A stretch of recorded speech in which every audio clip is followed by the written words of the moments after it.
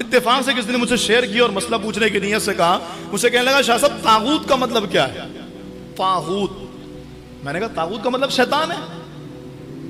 تو وہ کہنے لگا، اس نے مجھے فوراً، اچھا تھا با ادب، ورنہ وہ ڈائریکٹ مجھے پھر کہتا آپ تو جاہل ہو گئے، آپ سے بڑا جاہل تو کوئی نہیں، طاغوت کا مطلب ہی نہیں پتا۔ اچھا جب کلپ بھیجا تو مجھے لگا واقعی یہ بندہ با ادب ہے کہ مجھ سے اتنے طریقے سے پوچھ کے مجھے یہ کلپ دے رہا ہے۔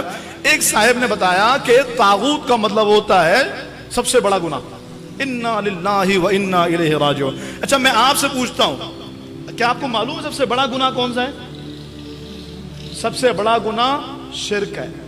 یہ بچہ بول رہا تھا ان الشرک لظلم عظیم، شرک سب سے بڑا ظلم ہے، سب سے بڑا گناہ ہے، یعنی جتنے گناہ دنیا میں سب سے بڑا گناہ شرک ہے۔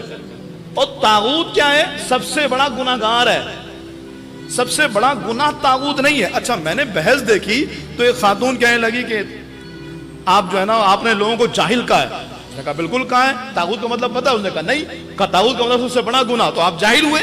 یہ یاد رکھیے کہ عربی میں لفظ جاہل استعمال ہوا ہے، لیکن جب کوئی لفظ ہمارے اردو میں ٹرانسلیٹ ہو کر کے آتا ہے تو پھر اس لفظ کا معنی کئی مرتبہ بدل جاتا ہے، یعنی ایسا ہوتا ہے جو ہماری اردو لغت کے مطابق اور ہوتا ہے۔ یعنی جیسے کہ میں آپ سے بولوں آپ کو فلاں حدیث معلوم ہے، آپ کہیں گے نہیں، میں نے کہا کتنے بڑے جاہل ہیں معاذ اللہ، تو یہ یقیناً آپ کے مزاج پر بھی گرا گزرے گا اور یہ بات کرنے کا طریقہ نہیں ہے۔ ہاں اگر آپ کو نہیں معلوم تو آپ کیا ہوئے؟ آپ کی علم میں کمی ہوئی، کم علم ہوئے۔ ہاں اس کو علم کو بڑھانے کے لیے ہم مزید باتیں بتائیں گے۔ تو عربی میں اگر لفظ جاہل استعمال بھی ہوا ہے، اردو میں اس کا ترجمہ کم علم کرتے ہیں۔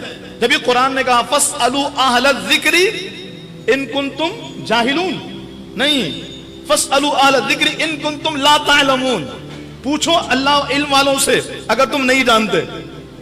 اگر تم جاہل ہو تو پوچھو نہیں، اگر تم جانتے نہیں ہو تو پوچھو۔ تو وہ صاحب ان محترمہ کو کہنے لگے، انہوں نے کہا آپ معافی مانگیے، آپ نے عورتوں کو جاہل کہا ہے۔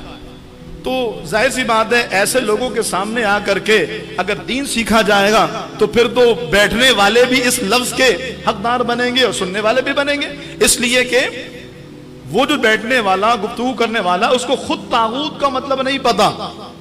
طاغوت کا مطلب میں نے قرآن کی آیت آپ کے سامنے پڑھی، طاغوت کا مطلب شیطان ہے۔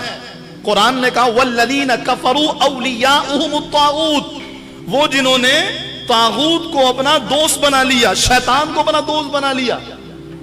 طاغوت کا مطلب سب سے بڑا گناہ نہیں، طاغوت کا مطلب سب سے بڑا دشمن یعنی شیطان۔ اولیاؤہم الطاغوت یخرجونہم من النور الی الظلمات، طاغوت کیا کرتا ہے؟ بندے کو نور سے ظلمت کی طرف لے جاتا ہے، روشنی سے اندھیری کی طرف لے جاتا ہے۔